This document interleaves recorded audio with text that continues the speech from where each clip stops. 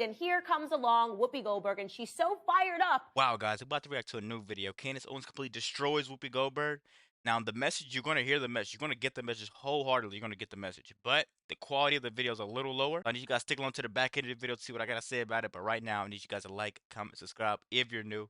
And as always, let me know what to react to. We're about to get right to it. Do any of you men have any eggs or the possibility of carrying a fetus? How dare you talk about what a fetus wants? You have no idea. Now, I'm fine if you disagree with abortion. I have no problem with that. My problem comes when you tell me what I need to do with my doctor and my family. How dare you? How dare you? All right, counterpoint to you, Whoopi Goldberg. Number two. Did you guys know back at home, by the way, that in 2017, Whoopi Goldberg received a GLAAD Media Award for executively producing a show called Strut? It was a transgendered modeling show. She won the award for speaking up for trans rights and against those trying to roll them back. Oopsies! This is why I love intersectionality. Here we are in the middle of a vicious culture war where a bunch of men playing dress up and trying to convince people that they are women and can give birth, and they can chest feed. And here comes along Whoopi Goldberg, and she's so fired up about abortion that she accidentally tells the truth. Only women can give birth. Only women have a womb that is capable of carrying a child. They say, never get in the way of our enemies when they are making a mistake. They also say, even a broken clock is right twice a day. I say, thanks, Whoopi, for proving that even idiots are capable of understanding basic biology.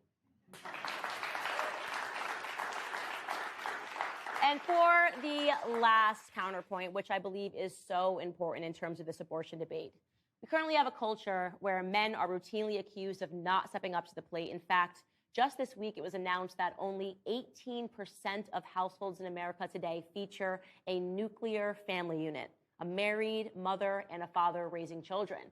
Make no mistake, father absence is one of the biggest, if not the biggest, epidemic that we face in this country today. But why are we expecting men to step up to the plate when we have women that are telling them that they don't have to? Why should men step up when the message that is ringing out loud and clear from mainstream culture and media is that beyond sex, men have no responsibility or say in the lives of their children? I mean, how on earth can someone logically explain how a baby is 100% the property of a woman as it grows inside of her? From the moment that the baby is born, it requires a 50-50 split. Can a man stand before a judge at a child support hearing and say, Your Honor, it was her body, and it was therefore her choice to have this child? The answer, of course, is no. Obviously not. That would be stupid. If a man is colloquially referred to as a deadbeat dad for taking no part or responsibility in a child's life as he or she grows up, then the same must also be true for a woman who wants no part or responsibility in a child's life as it grows inside of her. My body, my choice is a pervasive, deadbeat mom in a case.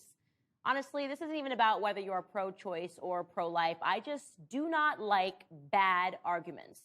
And the arguments that are coming from the left right now are absolutely bonkers. So let's start with absolutely bonkers, Joy Behar. Do not take apple cider vinegar before you see this. Vinegar works to help you slim down in 3. It's a very interesting schism that goes on here because on the one hand, sex sells everywhere. I mean, you can't see an aspirin commercial without somebody having sex. Mm-hmm. You cannot turn on any program, especially on streaming, where people are having this.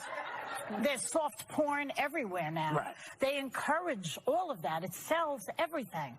Sex sells. Yeah. And yet when it comes to the reality of pregnancy, this particular group of people on the right in this country and these religious zealots do not understand the reality of what happens when you have sex.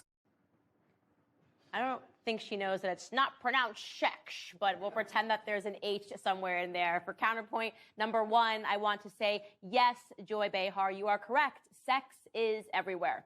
Our culture is sick. That isn't an argument, that's a diagnosis. We have an increasingly sick culture here in America. Religious zealots and or people on the right very much understand that reality. We understand that when a culture promulgates promiscuity, it leads to people engaging in unfulfilling, unprotected sex. Far from your assessment that we don't understand what happens when you have sex, we understand exactly what happens. Children are the consequence. Life is the consequence. It would seem to me that it's the atheist zealots, the ones who have normalized sex-laden aspirin commercials, that don't quite understand what happens when you have unprotected sex. And then, when they find out, they go, whoops, well, good thing I learned in health class that I can just get an abortion to deal with it. Did you know, Joy, that before federally funded sex ed programs in school, which sprang up in the 1970s, and before Roe v. Wade in 1973, teenage pregnancy rates in this country were declining over a period of 12 years.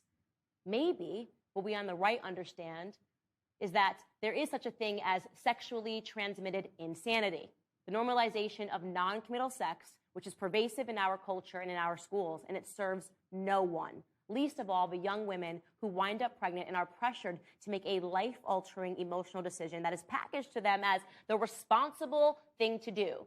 Wow, guys, I'm telling you, someone should shut the view down. They can't compete with someone like Candace Owens that can articulate herself in a way that everyone in the world understands. I believe that anyone could go on that show and they could end Whoopi. Only thing you have to do is let her speak, and she would constantly contradict herself. It's the view is literally just a circle of just ignorance to me personally. That's what it is, and I believe everyone agrees with me when I say that. Let me know what you guys think about the video in the comments. Don't forget to like, comment, subscribe if you're new, and as always, let me know what to react to.